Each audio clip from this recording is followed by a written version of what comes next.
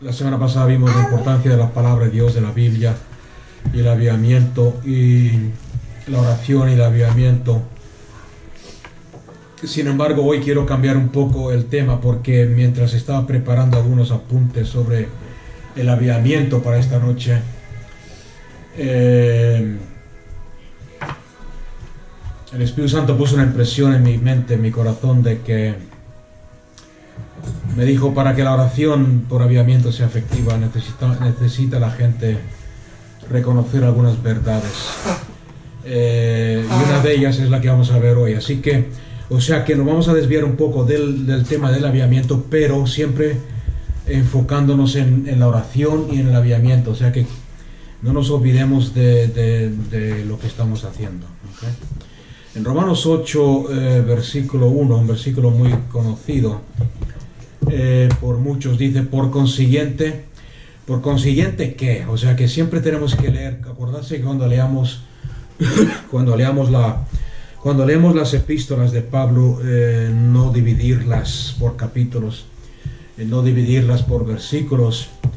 Entonces en el versículo 7 termina diciendo, el apóstol Pablo compara su vida antigua: porque yo antes luchaba con la carne, lo que no quería hacer, eso hacía, lo que quería hacer, no hacía.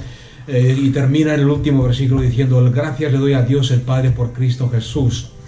O sea que la respuesta a esa lucha está en Cristo Jesús, en morir a nosotros mismos y el aceptar el sacrificio de Cristo Jesús en la cruz del Calvario, que, como dice Romanos 6, si tú estás en Cristo y has sido crucificado con Cristo, perdón, y has sido sepultado juntamente con Él, entonces te identificas no solamente en su muerte, sino en su resurrección, y el viejo hombre ya no vive, y todo lo viejo pasó y somos una nueva creación.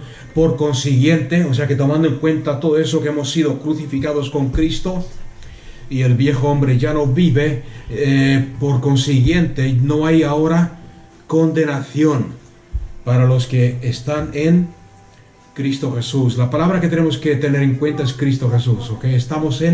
Están en Cristo Jesús. ¿Por qué?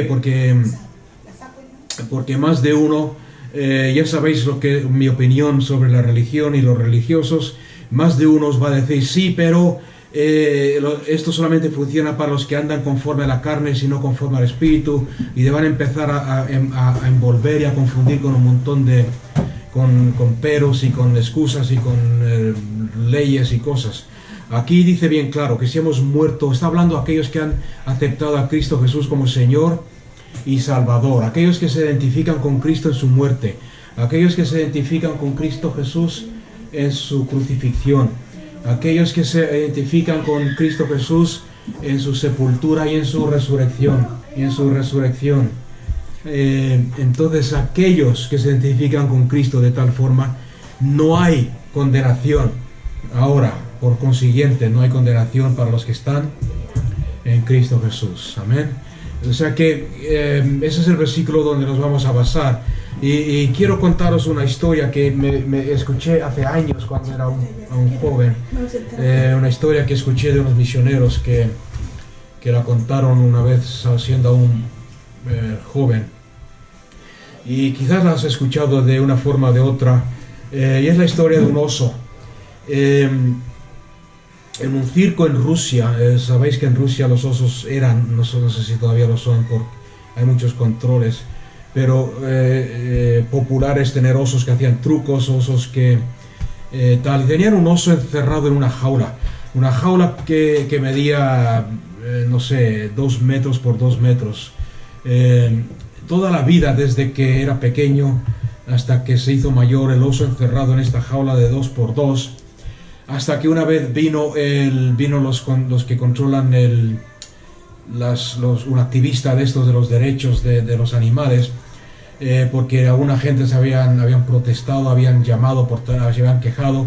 Vinieron los que defienden los derechos de los animales y le pusieron una multa al dueño del circo y le ordenaron a que abriera la jaula y sacara al oso de la jaula, lo pusiesen en libertad. Ahora el problema está en que cuando los dueños del circo abrieron la jaula y pusieron al oso en libertad, el oso se quedaba ahí y solamente andaba 2 metros para un lado y 2 metros para el otro, 2 metros para arriba y 2 metros para abajo, 2 metros a la izquierda, 2 metros a la derecha, y aunque se esforzaron porque se fuera en libertad, se fuera al bosque, el oso no se movía de ahí. ¿Por qué? Porque estaba acostumbrado a esa jaula que lo tenía encadenado. Estaba acostumbrado a esa cautividad, si queremos llamarlo así, a esos 2 metros por 2 metros. Y no sabía qué hacer, ahora que tenía libertad. El oso no sabía cómo responder, no sabía qué hacer, no sabía que podía hacer lo que él quisiera, no sabía que podía irse al bosque, no sabía que tenía libertad para ir donde él quisiera y hacer lo que él quisiera. Y eso mismo, o algo muy similar, tristemente, nos pasa con muchos creyentes. Da igual cuántas veces hayan escuchado este versículo de Romanos 8:1, da igual cuántas veces hayan escuchado a algún predicador predicar sobre esto, da igual cuántas veces hayan escuchado las epístolas de Pablo donde él habla de nuestra libertad, en Gálatas, por ejemplo, ya no vivo yo, mas vive Cristo en mí. Conoceréis la verdad y la verdad os hará libres. Sois la justicia de Dios en Cristo Jesús. Ya no hay condenación para los que están en Cristo. Da igual cuántas veces lo escuchen, de que no hay condenación para aquel que está en Cristo Jesús, que siguen viviendo bajo condenación, incluso después de haber sido libres, incluso después de que la jaula ha sido abierta, incluso que después, como dice la Biblia, las cadenas han sido rotas. No sé si alguien me está entendiendo lo que estoy diciendo y a dónde quiero llegar. Y como digo, es triste que muchos creyentes sigan viviendo de esta forma. Se nos ha enseñado a través de los años, y sobre todo estoy hablando a todo creyente en general. Iba a decir a los que llevan más tiempo en el cristianismo, pero no es solamente a ellos, es a todos, porque incluso a los nuevos convertidos se les enseña esto. Estamos tan condicionados a través de nuestro caminar con Cristo, a través de nuestra vida de cristianos, estamos tan condicionados a sentir los límites de la ley, los límites de los mandamientos de la ley, sobre todo la ley, los límites, y no estoy hablando de la ley en mayúscula, de la ley de Moisés, como se conoce, aunque sí está incluida. Estoy hablando de la ley en general, porque muchas veces se nos ponen leyes que están formuladas y hechas por el hombre, que no necesariamente son de Dios. Estamos tan acondicionados a sentir y a vivir los límites de la ley que respondemos de forma automática a nuestros fracasos y a nuestra debilidad con un sentido de culpabilidad, con un sentido de vergüenza. Y seguimos año tras año, mes tras mes, año tras año, tristemente en la misma condición que antes de que conociéramos la verdad de quién somos en Cristo Jesús. No importa cuántas veces como creyentes escuchemos las enseñanzas de Pablo que nos dicen que ya no estamos bajo condenación, que ya no estamos bajo condenación, que no hay condenación para los que están en Cristo Jesús, que seguimos viviendo bajo condenación, incluso sabiendo en nuestra mente de que hemos sido libres en Cristo Jesús. Y aunque muchas veces hablamos con creyentes, nosotros mismos nos incluimos, me incluyo yo mismo, muchas veces hablamos con creyentes acerca de la libertad que tenemos en Cristo y decimos hemos sido liberados del pecado. El pecado ya no se enseñorea sobre nosotros, pero aún así, aún sabiendo eso y aún viendo eso en la palabra de Dios, nos vemos a nosotros mismos, muchos cristianos se ven a sí mismos como pecadores. aunque Cristo Jesús, aunque Dios el Padre en Cristo Jesús y a través del sacrificio de Cristo Jesús en la cruz del Calvario nos ha declarado no culpables, nos ha declarado justificados, nos ha declarado como la justicia de Dios. Seguimos viéndonos a nosotros mismos como pecadores y nos seguimos sintiendo culpables de todo, de cualquier pensamiento, de cualquier error, de cualquier fracaso, de cualquier debilidad en nuestras vidas, de que no cumplamos con lo que... No estoy hablando aquí de pecado solamente, no estoy hablando aquí de emborracharse, de adulterar, estoy hablando también de cosas como la preocupación, de cosas como la duda. La duda es... la Biblia dice que todo aquel que duda no está pecando porque no vive en fe. La fe es la confianza total en Dios. Si Dios lo ha dicho, es así. Si Dios lo ha establecido, es así. Amén. Nos sentimos culpables. Y eso sin mencionar la santidad. No se te ocurra mencionarles la santidad. No se te ocurra decirles de que son santos en Cristo. No se te ocurra decirles a esos creyentes de que son la justicia de Dios en Cristo Jesús. No se te ocurra hablarles de la libertad que tienen en Cristo. No se te ocurra hablarles de poder, de que tienen poder para orar por los enfermos, de que tienen autoridad para traer libertad a los cautivos, de que tienen autoridad para poner las manos sobre un enfermo y los enfermos son sanos. Para ellos, para la mayoría de los creyentes, eso es presumir demasiado. Eso es orgullo. Eso es presunción. No sé si me entendéis o no. Y viven constantemente con un vestigio de culpabilidad en sus vidas.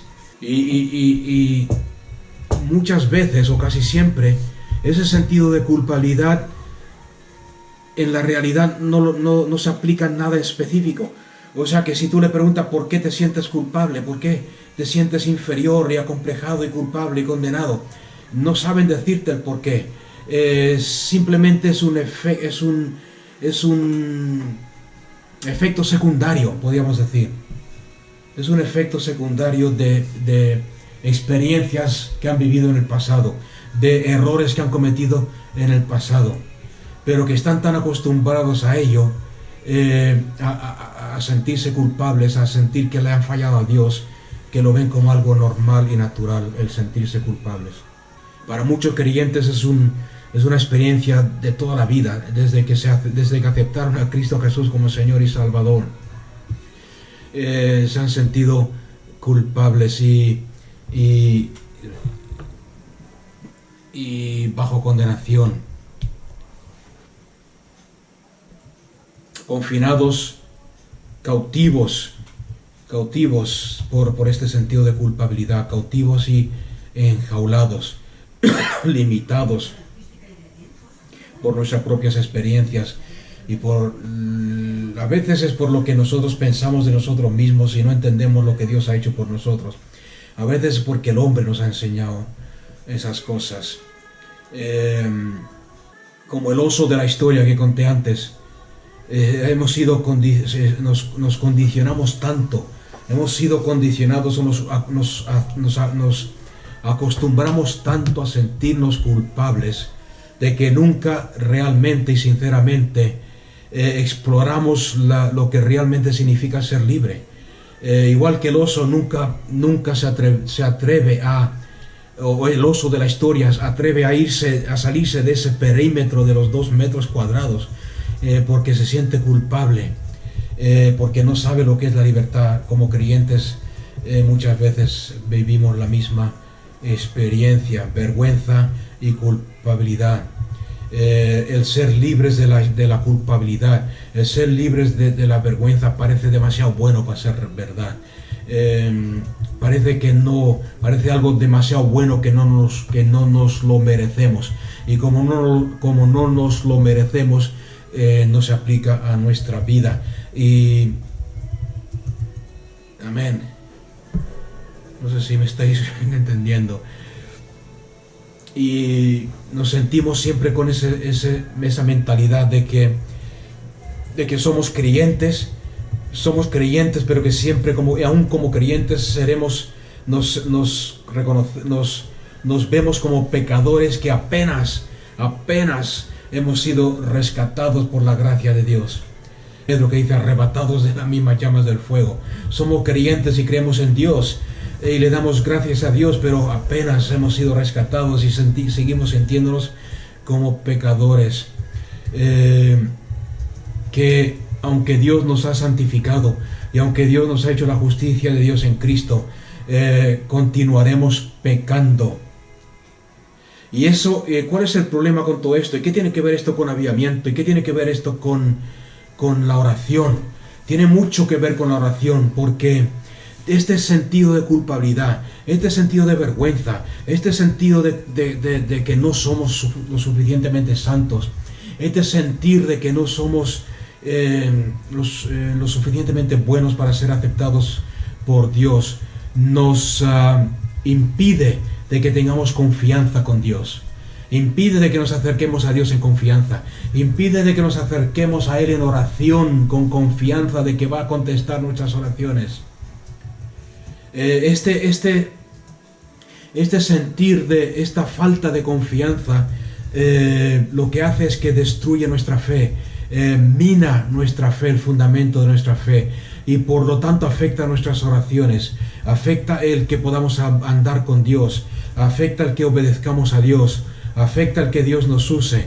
¿Por qué? Porque si Dios nos dice, ve y ora por esa persona, lo primero que se nos viene a la mente cuando no entendemos la libertad que tenemos en Cristo es, ¿quién soy yo para orar por esa persona? ¿O cómo puede Dios usarme a mí? No sé si alguien me está entendiendo o está identificándose con esto. Entonces, ¿por qué es importante reconocer este problema? Porque afecta nuestra confianza en Dios. La palabra de Dios nos dice, vamos a ver algunos versículos si queréis apuntarlos, en 1 de Juan 5:14, y espero que esto sea de ayuda para alguien. 1 de Juan 5:14.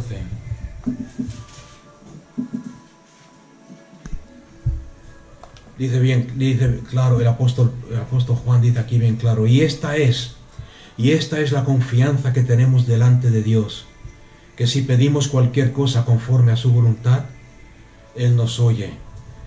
¿Cuál es la confianza? Y esta es la confianza. ¿Qué es esta? ¿De qué está hablando? ¿Qué significa esta? Versículo anterior, acordarse de leer el contexto siempre. Estas cosas os he escrito a vosotros que creéis en el nombre del Hijo de Dios, para que sepáis que tenéis vida eterna. El que tiene al Hijo tiene vida, el que no tiene al Hijo no tiene la vida. Dios nos ha dado vida eterna, y esta vida está en su Hijo, y vosotros estáis en el Hijo. O sea que Dios nos ha dado vida eterna. Estas cosas de que tenéis vida eterna, de que Cristo Jesús os ha dado vida eterna, de que Cristo Jesús os ha redimido, os ha perdonado vuestros pecados, estas cosas nos dan la confianza que es necesaria para estar delante de Él, para saber que si pedimos cualquier cosa conforme a su voluntad, Él nos oye. Y si sabemos que Él nos oye en cualquier cosa que pidamos, sabemos que tenemos las peticiones que le hemos hecho. Amén. O sea que en otras palabras, la confianza está porque Cristo Jesús nos ha dado vida eterna. Somos una nueva criatura. También dice 1 Juan 4:17, otro versículo que es un problema para aquellos que no han aprendido a vivir en libertad. 1 Juan 4:17, en esto se perfecciona el amor de Dios en nosotros, para que tengamos confianza. ¿Os dais cuenta de esta palabra, confianza? Para que tengáis confianza en el día del juicio, pues así como Él es, y está hablando de Cristo, pues como es Cristo Jesús, así también así también somos nosotros en este mundo. Y nosotros hemos llegado a conocer y hemos creído el amor de Dios, el amor que Dios tiene para nosotros. Dios es amor, y el que permanece en amor permanece en Dios y Dios permanece en él. Dios, el amor que Dios tiene para nosotros. Cuando tú sabes que Dios te ama, una cosa es decir, yo amo a Cristo, yo amo a Dios. Otra cosa es decir, Dios me ama a mí. Muchos creyentes no pueden decirlo. ¿Por qué? Porque se sienten culpables, se sienten que no han llegado, se sienten que no han alcanzado. Cuando sabemos que Dios nos ama, de que Dios es amor y que nosotros vivimos y permanecemos en ese amor que Dios tiene hacia nosotros, permanecemos en Dios. Y en ese amor que Dios tiene hacia nosotros, tenemos la confianza de que así como Él es, somos nosotros en este mundo. Así como Él es, puedes añadirle ahí cualquier cosa. Fíjate en Cristo. No sé si has leído los evangelios. Cristo era la luz. ¿Qué dice Cristo acerca del mismo? Yo soy la luz del mundo. Yo soy el río, la fuente de agua viva. El que de mí beba no tendrá sed jamás. Yo soy el pan del cielo. El que de mí coma no tendrá hambre. Yo soy la sal de la tierra. Yo soy el Salvador. Yo soy el que viene del Padre, el ungido de Dios. Yo soy el que os ha dado de comer cuando teníais hambre. Yo soy el que sano al enfermo, el que limpia al leproso. Yo soy el que os ama. Yo soy el que os restaura. Todo eso. Ahora, ponerse en ese lugar. Pues como Él es aceptado por Dios el Padre. Dios el Padre habló del cielo, dijo: este es mi Hijo amado, en quien estoy complacido. Poneos vosotros en ese lugar. ¿Por qué? Porque la Biblia dice aquí bien claro, pues como Él es, así somos también nosotros en este mundo. Cuando Dios el Padre dice: este es mi Hijo amado, en el cual estoy complacido, está diciendo lo mismo que de ti. Esta es mi hija amada en quien estoy complacido. Este es mi Hijo amado en quien estoy complacido. Tú eres, como dijo Jesús, tú eres, así como Él es, eres tú. Tú eres la sal de la tierra, la luz del mundo. El poder de Dios manifestado en el mundo. ¿Alguien se está dando cuenta de lo que estamos viendo en la palabra de Dios? Que podemos vivir en este mundo igual que Cristo vivió en este mundo. Que podemos hacer las mismas obras que Él hizo y aún mayores que Él hizo. Y yo sé que hay, pero vuelvo a repetir, y no estoy condenando a nadie. Estoy tratando de animaros a ver la realidad del Evangelio. En Juan 14:12. En verdad. ¿Cuántos saben que cuando Dios dice en verdad es porque lo está diciendo en verdad? Y lo que está diciendo es importante. En verdad os digo, el que cree en mí, las obras que yo hago, Él las hará también. Y aún mayores que estas hará, porque yo voy al Padre. Jesús se fue al Padre hace 2000 años atrás aproximadamente. O sea que deberíamos estar haciendo las mismas obras y aún mayores. ¿Por qué no las hacemos? ¿Por qué no las hacemos? Porque no tenemos esa confianza. Porque cuando tenemos que obrar por fe, porque cuando tenemos que hacer algo siempre, lo primero que nos viene a la mente es nuestro sentido de culpabilidad, nuestra falta de confianza, nuestro sentido de vergüenza, nuestro sentido de culpabilidad. Es que soy culpable, es que no alcanzo la meta puesta por Dios. Amén. Y todos, tarde o temprano, todos hemos tenido este problema en nuestra vida. Nadie puede decirme que no. Todo como creyente, porque es lo que nos han metido, lo que nos han inculcado. Yo me acuerdo hace años cuando pastoreaba en Australia, había un hermano querido, un hermano ya mayor, mucho mayor que nosotros. Nosotros éramos pastores jóvenes, pero todas las semanas sin fallar, el domingo predicaba. El hermano venía al culto, escuchaba el sermón, predicaba sobre este versículo: las obras que hizo Jesús tú las harás y aún mayores. A lo mejor predicaba sobre la oración: todo lo que pidas al Padre en el nombre de Cristo, Él te lo dará. A lo mejor predicaba sobre estamos sentados a la diestra de Dios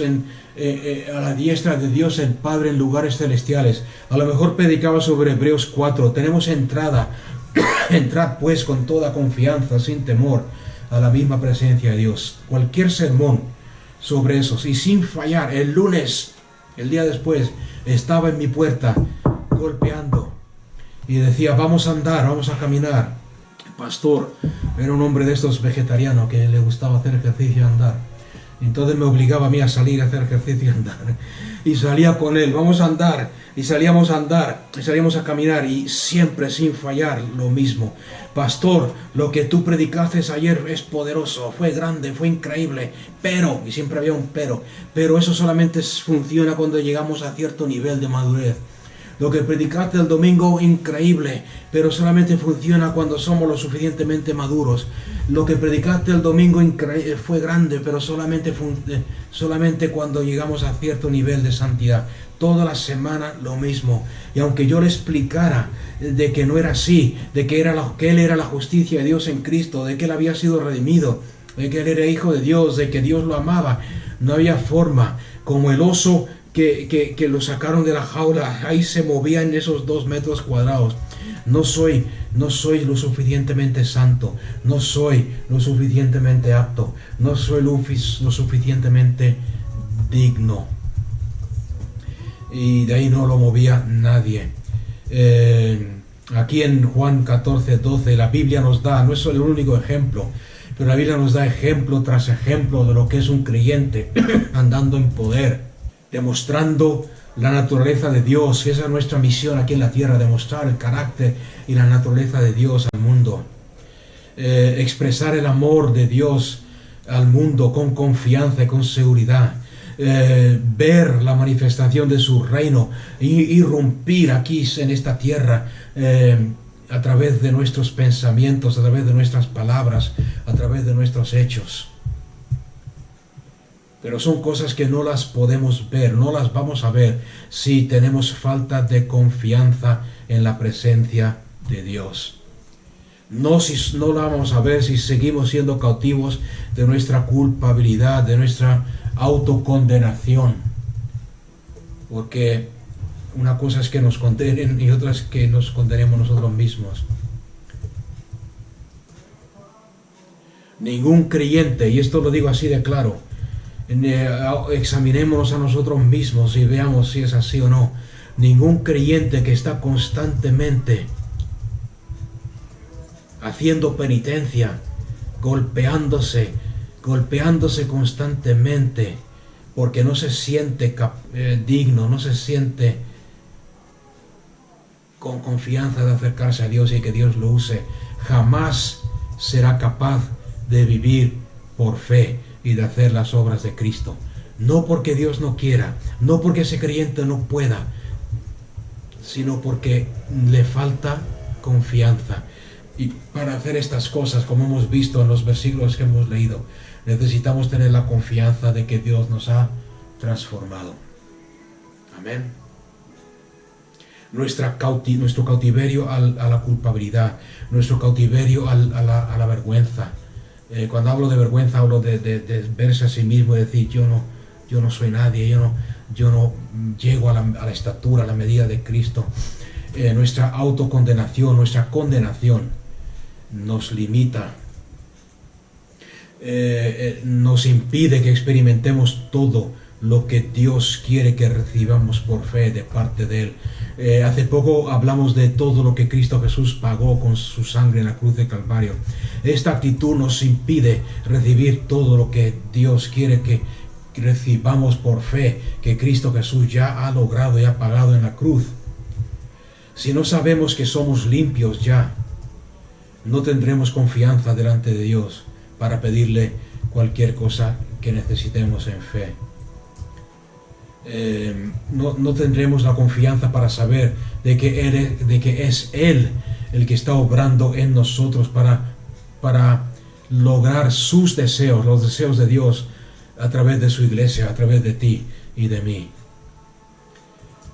No nos sentimos lo suficientemente limpios y aceptados por Dios para realmente creer el versículo en el Salmo 37:4 de que si creemos en Él podemos tener los deseos de nuestro corazón. No sé cuántos conocen el Salmo 37. Vamos a leer Juan, estamos en Juan, vamos a leer Juan primero, es similar. Juan 15:7. Si permanecéis en mí y mis palabras permanecen en vosotros, pedid lo que queréis y os será hechos.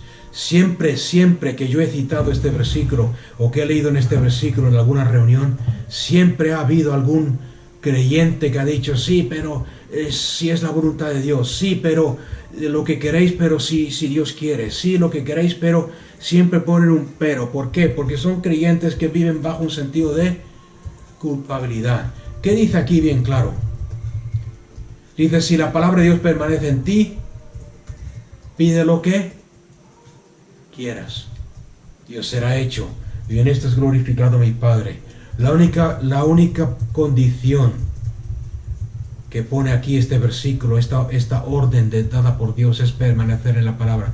Habitar, la palabra permanecer quiere decir habitar. ¿Qué quiere decir permanecer en la palabra? Todo lo que he dicho ya, todo lo que he dicho al principio, de que soy la justicia de Dios, de creer todo lo que Dios ha dicho, de que he sido perdonado, de que soy una nueva criatura, de que estoy crucificado con Cristo, que mi viejo hombre ha muerto, de que Dios me ama, de que soy aceptado por Dios, de que Dios no toma en cuenta mi pecado porque me ha justificado, me ha declarado justo, me ha declarado limpio, de que la sangre de Cristo tiene poder para limpiar mis pecados.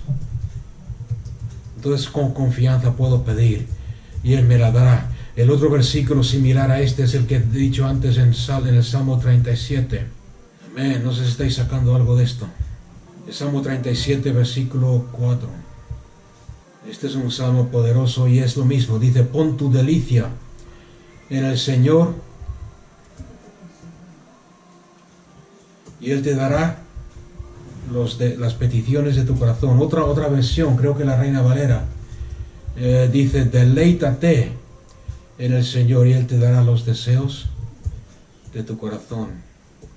Encomienda al Señor tu camino, confía en Él, la palabra confianza, porque Él actuará. Hará resplandecer tu justicia. Y os dais cuenta que no dice su justicia, sino la tuya. Hará resplandecer tu justicia como la luz y tu derecho como el mediodía. Pero el versículo 4 dice, pon tu delicia en el Señor, deleítate en el Señor. En otras palabras, gózate en Él, pasa tiempo con Él, deleítate hablando con Él. Y Él te dará, como un padre a su hijo, Él te dará las peticiones o los deseos de tu corazón. Y otra vez más, cuando citas este versículo, otra vez más, hay un sinfín de peros que los creyentes le añadimos. Sí, pero nuestra historia de cautiverio, nuestra historia de de vivir cautivo bajo la ley, bajo los mandamientos del hombre, siempre dirá sí, pero no te atrevas nunca a considerarte justo, no te atrevas nunca a decir que eres santo, no te atrevas nunca a decir que eres puro. Recuerda quién eres, siempre te van a decir, recuerda quién eres. Dios es el único santo, Dios es el único bueno. Tú nunca vas a ser bueno, tú nunca vas a ser santo, tú nunca vas a ser puro, tú nunca vas a ser santo. Tus sueños, tus deseos, tus esperanzas son todas pecaminosas, no son de Dios. No creas que Dios va a cumplir tus deseos, no creas que Dios va a cumplir tus sueños. No creas nunca que Dios va a cumplir tus deseos, porque son pecaminosos. Y si nosotros hacemos caso y creemos nuestros sentimientos y nuestros pensamientos, en vez de creer lo que la palabra de Dios nos dice, vamos a continuar viviendo sin libertad y sin poder en nuestras vidas, sin resultados, sin oraciones contestadas. Vamos a vivir una vida, vamos a vivir como si estuviéramos detrás de unos barrotes de hierro, en una jaula, metidos en una cárcel.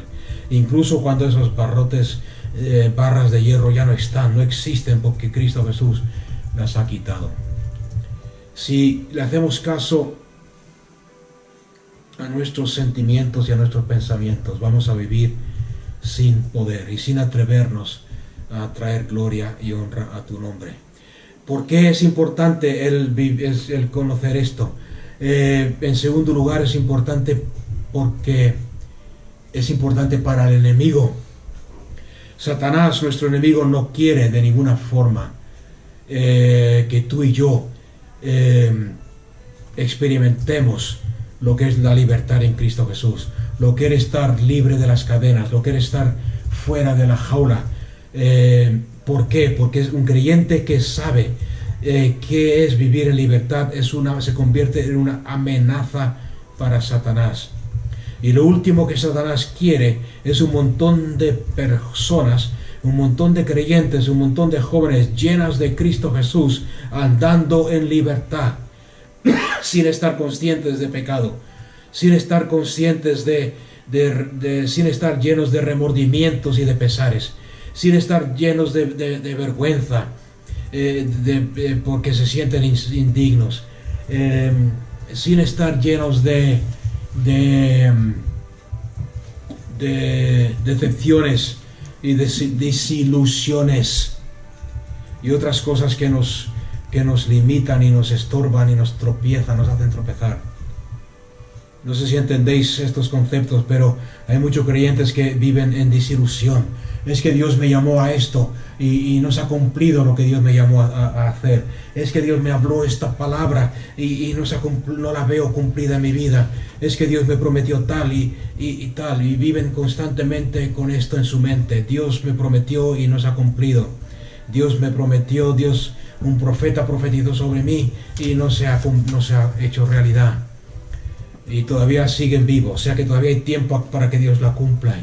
Y si no se ha cumplido, no es porque Dios no lo haya profetizado, no es porque no haya sido la voluntad de Dios, sino precisamente por esto, lo que estamos hablando hoy. Nos sentimos culpables y no nos sentimos dignos de que Dios nos pueda usar. Satanás, lo último que quiere Satanás es ver a un montón de gente andando por este mundo llenos del poder y de la vida de Cristo Jesús. Y es por eso que en la vida de muchos creyentes, sin que nos demos cuenta, sigue, aunque somos libres, fijarse bien lo que estoy diciendo, somos libres, pero Satanás, a través de nuestros pensamientos, sigue haciéndonos creer, en otras palabras, crea una ilusión de que estamos encadenados, una ilusión de que estamos metidos en una jaula. Nos hace creer de que estamos metidos en esa jaula. Esa jaula no es más ni menos que una mentira. La religión nos ha enseñado de que la justicia, de que la santificación es un camino muy largo por el cual tenemos que andar como creyentes, y que nunca vamos a llegar al final. Nos han enseñado de que es como una escalera, que hay que subir peldaño tras peldaño para poder llegar a cierto nivel, a cierto estatus que nos capacita para que nuestras oraciones sean contestadas, para poder hacer las obras de Cristo, para poder orar por los enfermos, para ver el poder de Dios obrando en nuestras vidas. La religión pone siempre delante de nosotros una imagen de santidad que se nos hace difícil, o que nos hace creer que es imposible esperar que la logremos, o creer que la vamos a lograr algún día. Nos pone delante una imagen de el hombre de Dios o la mujer de Dios, que solamente algunos pocos que son dignos pueden alcanzar a llegar a esa medida. ¿Me estoy explicando? Está claro, creo yo, ¿no? Nunca vamos a llegar a ser como tal y tal persona. Nunca vamos a llegar a ser como el otro. Nunca vamos a llegar como el tal hombre de Dios santo.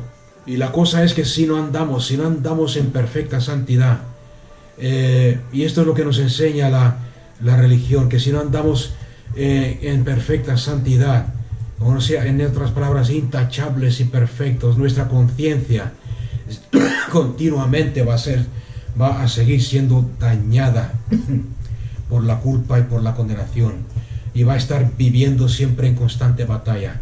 Hay creyentes que viven en constante batalla. Si tú le preguntas ¿cómo estás, hermano? En batalla.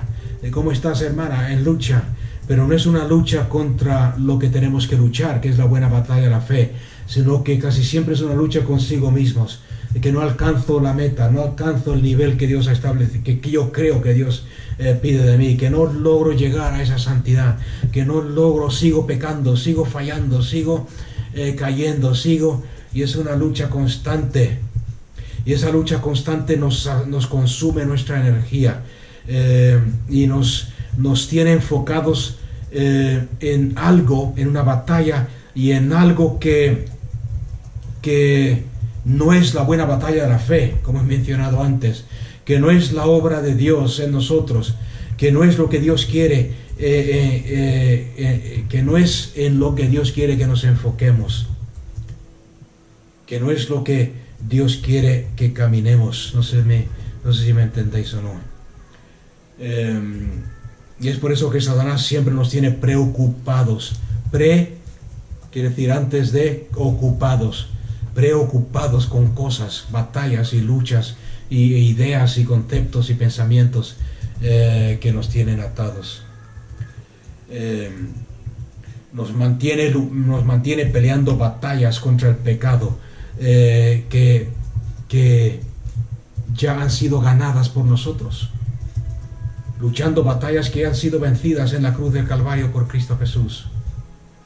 Ese tratar de alcanzar la justicia que Dios quiere para nosotros, la justicia de Dios, buscando el lograrla, buscando el alcanzar esa justicia, la justicia de Dios en Cristo Jesús, buscando esa santidad, cuando la palabra de Dios dice que Cristo Jesús ha sido hecho nuestra santidad por nosotros, cuando murió por nosotros en la cruz de Calvario. Siempre pensando, el enemigo nos tiene pensando, y la religión, siempre pensando que algún día lo alcanzaremos, algún día lo lograremos. ¿Cuál es la respuesta entonces a este dilema? ¿Cuál es la respuesta a una conciencia cargada con pecado, cargada con culpabilidad y con vergüenza? ¿Cómo podemos ser libres de verdad de estos vestigios de culpabilidad?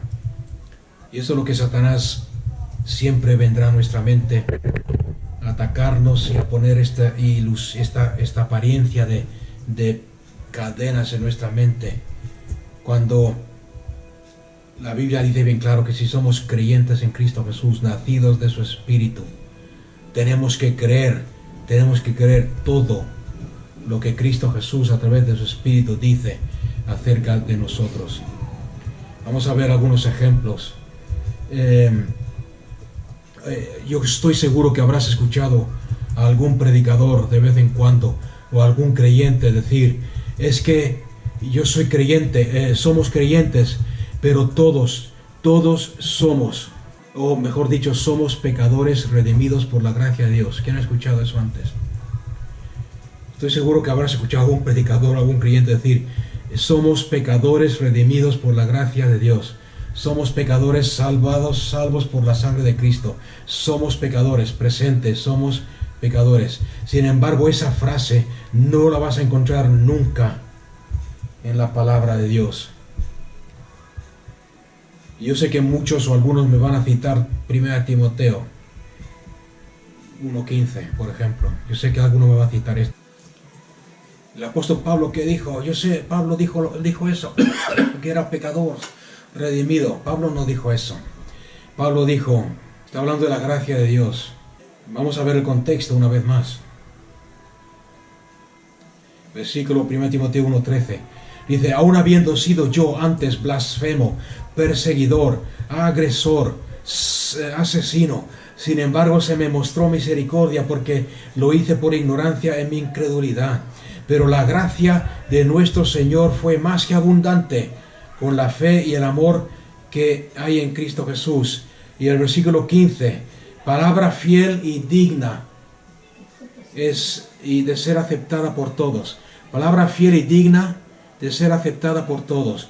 Cristo Jesús vino al mundo para salvar a los pecadores, entre los cuales yo soy el primero. Y no está diciendo que es un pecador, no está diciendo que es un pecador redimido por la sangre de Cristo.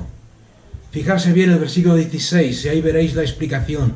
Dice: sin embargo, por esta razón principalmente, de que yo soy el primero, o que pues yo era el primero, por esto hallé misericordia, para que en mí, como el primero, Jesucristo demostrara toda su paciencia como un ejemplo para los que habrían de creer en él para vida eterna. ¿Qué está diciendo aquí el apóstol Pablo? Está diciendo, palabra fiel y digna de ser aceptada por todos. Cristo vino al mundo para salvar a los pecadores, entre los cuales yo soy el más grande. Yo era el primero, yo era el más grande. Y estoy citando aquí el griego, no estoy citando lo que yo creo que debería decir, o lo que yo opino que debería decir. Yo era el primero, yo era el más grande, yo soy el primero entre los pecadores. ¿Por qué? En el versículo anterior lo hemos visto, porque yo era blasfemo, yo era perseguidor, yo era agresor, yo era asesino y perseguidor de Cristo mismo. Acordarse cuando Pablo tuvo el encuentro con Cristo en el camino a Damasco, ¿qué le dice Jesús? Le dice: Pablo, ¿por qué me persigues? No le dice: ¿por qué persigues a mi iglesia? ¿Por qué me persigues? Está persiguiendo al mismo Jesús. Mató a muchos. No sé si os lo podéis imaginar. Predicando a muchos.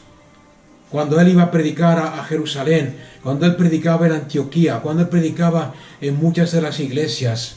La Biblia dice que al principio Bernabé tenía que ir con él acompañándole, porque muchos creyentes no lo aceptaban, no creían en su conversión. Imaginárselo, yo tampoco lo creería sin ver el fruto, yo tampoco. Imagínate que se levanta delante de una congregación y dice: y le dice, Dios me ha llamado para predicar el evangelio de la gracia. Dios nos ha hecho nuevas criaturas.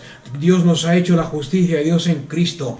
Y en esa congregación hay mujeres y niños que podían señalarle con el dedo y decir: ¿quién eres tú para predicarnos eso si tú nos has dejado huérfanos? Tú has matado a nuestro padre, tú has asesinado a nuestro padre, tú has entregado a mi marido a que sea muerto. ¿Me estáis comprendiendo lo que estoy diciendo? Y aquí, tomando en cuenta todo eso, el apóstol Pablo dice: yo soy el más grande de ellos, asesino, perseguidor de Cristo. Sin embargo, Dios, siendo el mayor de ellos, Dios demostró su gracia. Versículo 16, Dios demostró su gracia por mí, siendo todo esto, ¿para qué? ¿Para qué? Para que el pecador se dé cuenta que si Dios es capaz en su gracia de salvarme a mí, también puede salvarte a ti. Es eso lo que está diciendo el versículo 16. Si Dios en su gracia es capaz de perdonarme a mí, si Dios en su gracia es capaz de redimirme y transformarme a mí, que soy el primero y el más grande de todo pecador, asesino, blasfemo, perseguidor, el pecado tuyo no es nada comparado para Dios, no es nada, no es nada. No es nada. Si Él tuvo paciencia conmigo, la tendrá contigo. Mi vida y mi transformación y la paciencia que Dios tuvo conmigo es como un ejemplo para los que habréis de creer en Él y los que habréis de escuchar el Evangelio. Y eso es lo que el apóstol Pablo está aquí diciendo. En ninguna parte del Nuevo Testamento dice que somos pecadores redimidos por la gracia de Dios. Dice todo lo contrario. Dice todo lo contrario. Y vamos a verlo para que veáis lo que estoy diciendo. Vamos a ver las cartas. Vamos a ver las cartas de Pablo escritas a los creyentes. O sea que coger vuestras Biblias e ir, por ejemplo, a la primera que tenemos en nuestra Biblia, Romanos. Pablo, siervo de Cristo Jesús, llamado apóstol, apartado para el Evangelio de Dios, que Él ya había prometido por medio de sus profetas en las Santas Escrituras, acerca de su Hijo, que nació de la descendencia de David según la carne, y que fue declarado Hijo de Dios con poder, conforme al Espíritu de santidad, por la resurrección de entre los muertos, nuestro Señor Jesucristo, por medio de quien hemos recibido la gracia y el apostolado para la obediencia a la fe entre todos los gentiles por amor a su nombre, entre los cuales estáis también vosotros, llamados de Jesucristo. ¿Quién está incluido ahí? Entre los cuales estás tú, Rubén, entre los cuales estás tú, Trini, entre los cuales está Angelita, entre los cuales estás tú, llamado de Jesucristo. Fijarse bien en el 7, porque es aquí donde quiero llegar. A todos los amados de Dios que están en Roma, llamados santos, no dice llamados pecadores redimidos por la sangre de Cristo, llamados santos. Gracia a vosotros y paz de parte de Dios, nuestro Padre, y del Señor Jesucristo. Ahora muchos me dirán: sí, pero eso está en el futuro, porque la Biblia dice llamados a ser santos. Sin embargo, si os fijáis bien y tenéis una Biblia de estudio, o tenéis una Biblia donde marque una Biblia de estudio, veréis que la palabra hacer está en cursivas. En cualquiera palabra que en tu Biblia salga en cursivas, significa que no está en el texto original, que es algo, que es una palabra añadida por los traductores para intentar que el versículo o la idea se entienda mejor o más claramente. Amén. ¿Quién ha entendido lo que acabo de decir? Toda palabra que está en cursiva, podéis leerlo sin cursiva y veréis lo que dice.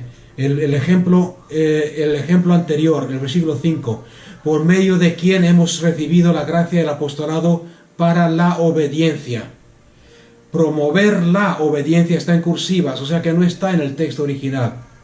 Lo que dice literalmente en el texto original es que hemos recibido la gracia y el apostolado para obediencia en la fe, para vivir en obediencia a la fe entre los gentiles.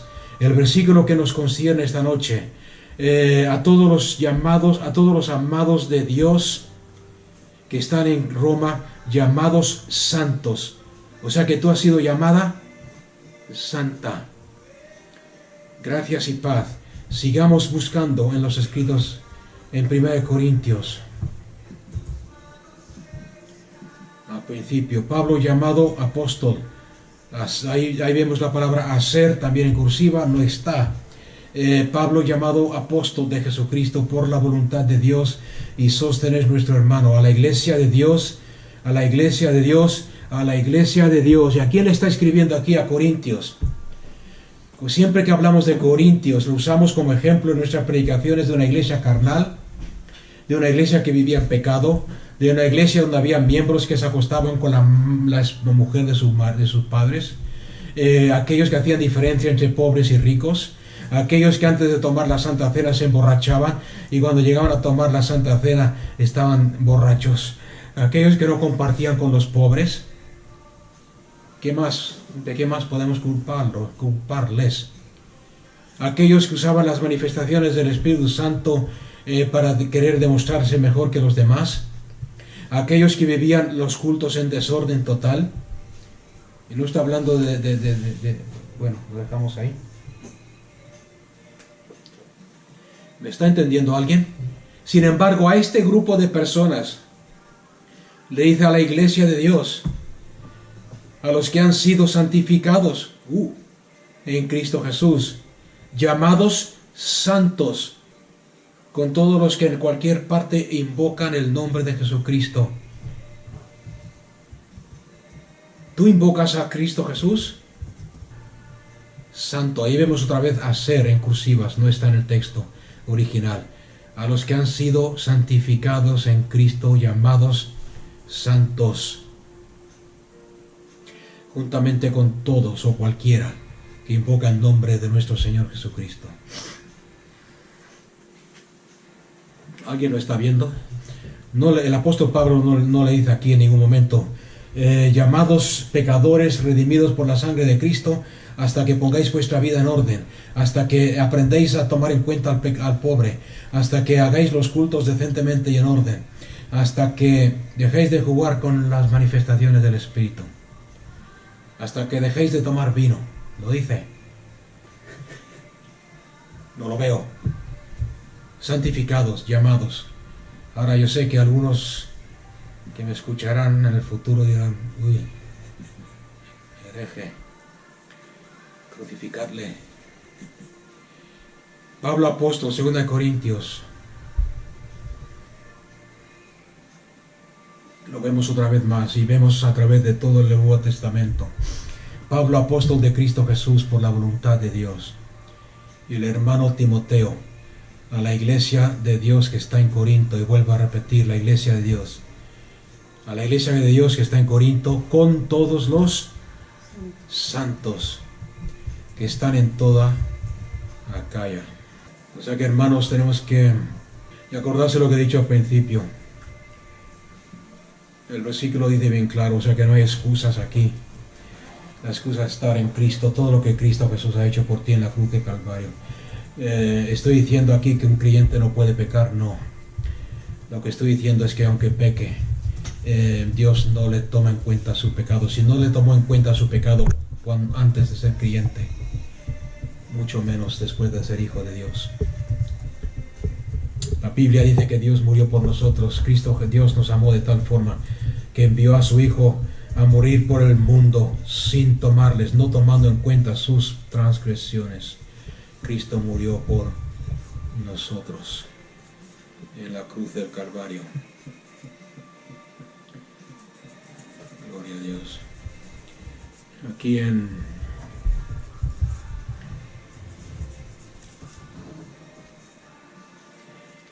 Aquí en 2 Corintios 1, versículo 21, la palabra de Dios dice: Dios es el que nos mantiene firmes en Cristo. Tanto a nosotros como a vosotros, Él nos ungió, Él nos selló como propiedad suya y puso su espíritu en nuestro corazón como garantía de sus promesas. O sea que, más claro no puedo decirlo. Tenemos que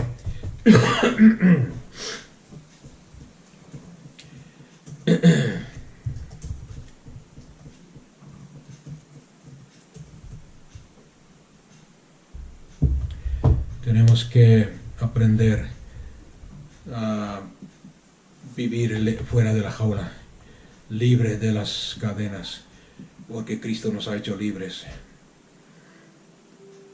En Efesios capítulo 1:1, si queréis más ejemplos, es que podemos leer el Nuevo Testamento entero y no va a cambiar. En Efesios 1:1 dice: Pablo, apóstol de Cristo Jesús, por la voluntad de Dios. ¿A quién le está escribiendo Pablo? A los santos que están en Éfeso, fieles en Cristo Jesús. La palabra que son está en cursivas, o sea que no está en el texto original. O sea que puedes leerlo bien, tranquilamente. A los santos que están en Éfeso, fieles en Cristo Jesús. A los santos fieles en Cristo Jesús. A ellos les escribe Pablo esta carta dirigida por el Espíritu Santo. Y a estas personas, no a los pecadores redimidos, sino a los santos, les dice en el versículo 3: vosotros que habéis sido bendecidos con todas bendiciones en los celestiales en Cristo Jesús. Amén. El mundo y muchos creyentes pueden, si tú vives de esta forma y hablas de esta forma, como estoy hablando yo y como estamos viendo en la palabra, el mundo, pero no tanto el mundo. Vimos la semana pasada que el ataque tristemente más bien viene de dentro. Nos van a decir: tú te crees más santo que los demás, tú te crees mejor que los demás, tú te crees mejor y más santo que los demás. Sin embargo, cuando la gente me dice eso a mí, le digo: sí, pero es más santo que quién. Es más santo que Dios no puede haber nadie. Yo lo sé que más santo que Dios no puede haber nadie.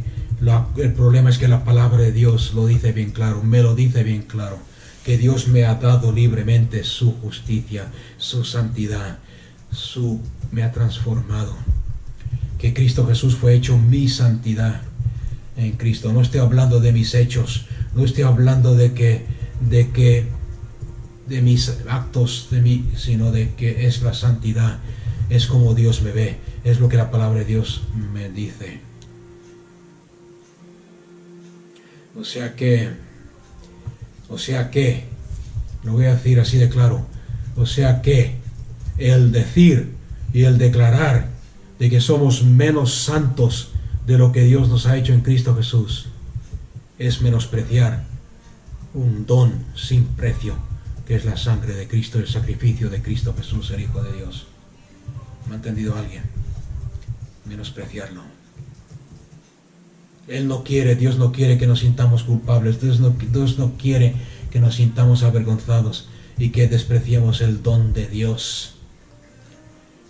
Él quiere que sepamos y vivamos en la libertad, sabiendo absolutamente lo limpio y lo puro que somos, que aceptemos su justicia y que en vez de negar el don de Dios exploremos con humildad todo lo que ese don implica.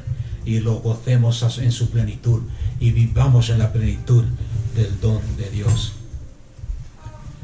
Cuando tú escuchas a creyentes o a pastores decir, sí, pero es que siempre tenemos es que tengo una debilidad en esa área.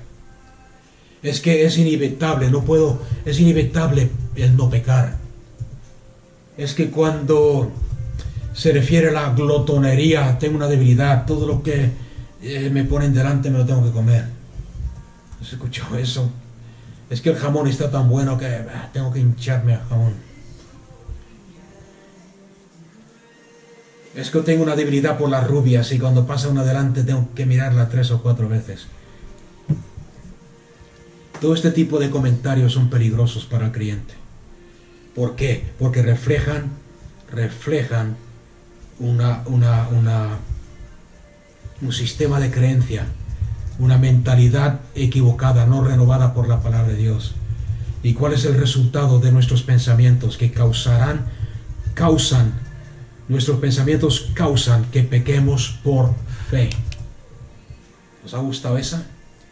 Cuando un creyente dice, sí, es que tengo una debilidad y no puedo impedir pecar. Si es que tengo una debilidad y no puedo impedir decir una mentira de vez en cuando. Es que no puedo evitar eso estás declarando, estás haciendo una confesión de fe. Estás diciendo, esta es mi debilidad, esto es lo que voy a hacer. Estás pecando por fe. Estás usando tu fe para pecar. Y lo que tenemos que hacer como creyentes es no permitir nunca que este tipo de pensamiento ni siquiera se crucen por tu mente, ni siquiera pasen por tus labios. ¿Por qué? Porque te mantendrán cautivos. Si tú crees que Dios te ha dado el poder para tomar decisiones justas, vas a andar por fe en obras de justicia. ¿Quién me ha entendido? Si un pastor o cualquier creyente predica y te dice que tú eres un pecador redimido por la sangre de Cristo, ¿qué tipo de fruto vas a producir?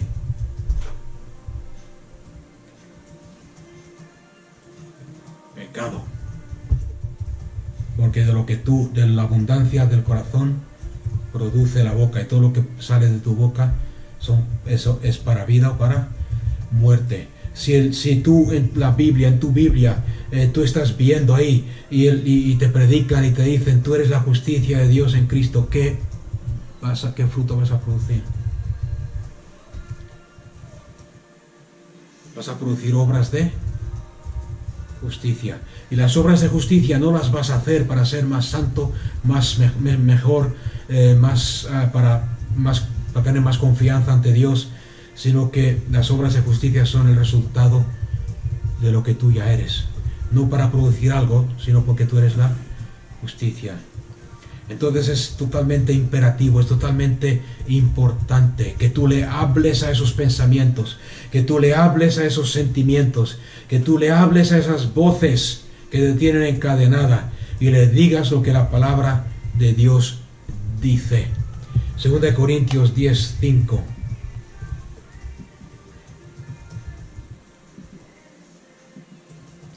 ¿Cuál es nuestra responsabilidad? El versículo anterior, porque las armas de nuestra contienda no son carnales, sino poderosas en Dios para la destrucción de fortalezas. Y después nos da un ejemplo de lo que son las fortalezas. Acordarse de la jaula del oso. ¿Os acordáis de la jaula? Fortaleza, cautiverio, barrotes de hierro. Las armas que Dios nos ha dado son poderosas para la destrucción de fortalezas, destruyendo. ¿Quién tiene que hacerlo? Tú, con la palabra. Háblale a esos pensamientos, háblale a esas voces que te hablan y te dicen, tú no llegas al nivel que Dios exige para poder hacer milagros. Tú no llegas al nivel que Dios demanda para poder orar en su nombre por un enfermo. Destruyendo especulaciones. Especulaciones es una palabra bonita que quiere decir pensamientos. Destruyendo especulaciones y todo razonamiento. Cuando empiezas a razonar, sí, pero ayer, razonamientos altivos que se levantan contra el conocimiento de Dios, de su palabra y de todo lo que Dios es y de todo lo que Dios ha hecho por ti. ¿Y qué tenemos que hacer con estos pensamientos y con la palabra? Ponerlos, todos esos pensamientos, en cautiverio a la obediencia de Cristo Jesús. No sé si alguien puede decir amén a eso. Pero tienes que hablarle la palabra.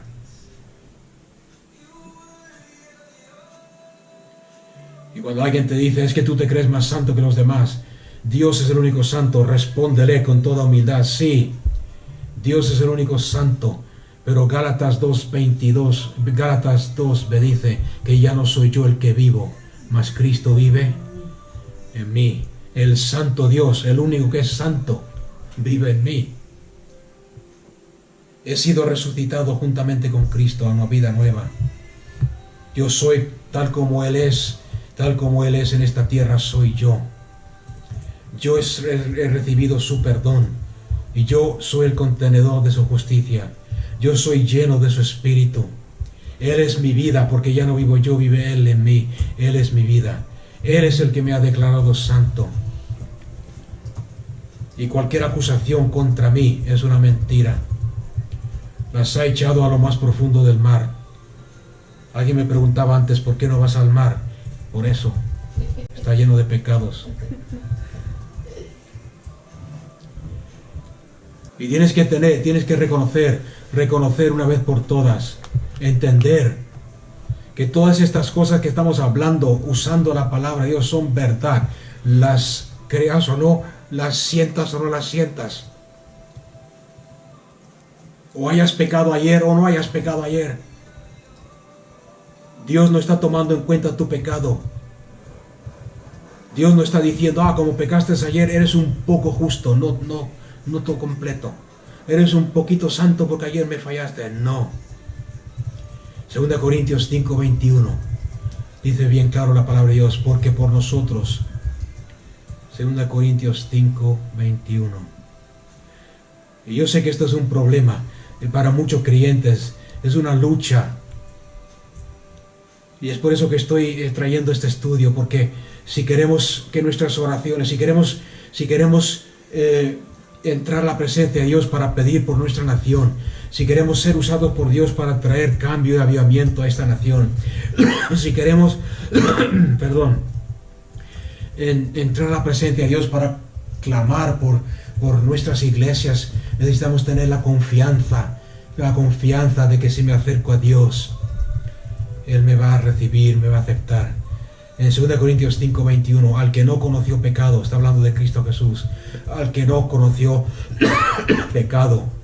Y fijarse bien lo que dice, no dice que echó nuestros pecados sobre Él, sino que dice, lo hizo pecado por nosotros, para que fuéramos hechos justicia de Dios en Cristo Jesús. Él nos acuerda de tus pecados. El pago de nuestros pecados está completo en Cristo. Tú ahora mismo estás completo, estás completamente justo. Y esa justicia te libera de la jaula de la condenación. Entramos en un nuevo pacto en Cristo Jesús, que no es a través de obras, sino por fe en el Hijo de Dios y lo que Él ha hecho por nosotros en la cruz de Calvario. Su sangre nos limpia de todo pecado. Su sangre nos limpia de todo pecado. Y no solamente nos limpia de todo pecado, sino que la palabra de Dios dice que hemos sido rociados. Antiguamente el sumo sacerdote entraba con un recipiente con sangre de los sacrificios y un hisopo, y cogía sangre y rociaba con la sangre el templo, el lugar santo, para limpiar de todo pecado. La Biblia dice que Dios, cuando entró en el lugar santísimo, en Hebreos, hemos sido rociados con la sangre de Cristo para que nuestra conciencia sea limpia y libre de toda condenación y toda culpabilidad. Amén. Rociada. Y tristemente muchos creyentes, aunque conocen esto y lo han leído en la Biblia, lo conocen como una doctrina teológica. Lo conocen, lo creen intelectualmente, pero no lo han vivido nunca, no lo han experimentado. Siguen luchando por ser buenos, siguen luchando cada vez más y más por llegar a a la medida que la religión o ellos mismos se han puesto de lo que ellos creen. La puerta de la jaula está abierta, los candados de la cadena han sido abiertos. Sin embargo, siguen ahí dando vueltas dentro de los 2 metros cuadrados, sin gozar de la plenitud de la libertad que tenemos en Cristo Jesús.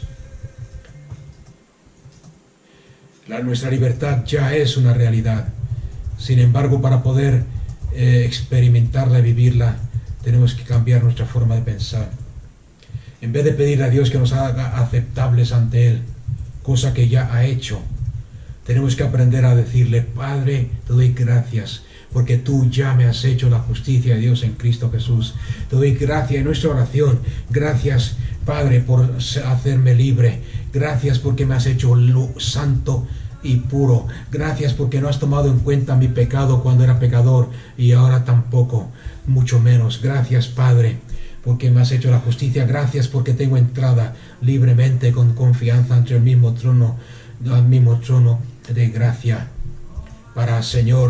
para ponerme, Señor, para pedirte y volcarme, Señor, para pedirte que vuelvas a formar a Cristo en tu iglesia, que mandes ese fuego que tanto necesitamos, que mandes, Señor, vuelvas a reanimar el primer amor en nuestras vidas, esa pasión por la oración, por tu presencia, por tu palabra, Señor. Y yo sé que tú lo haces y lo harás y no me rechazas, porque soy la justicia de Dios.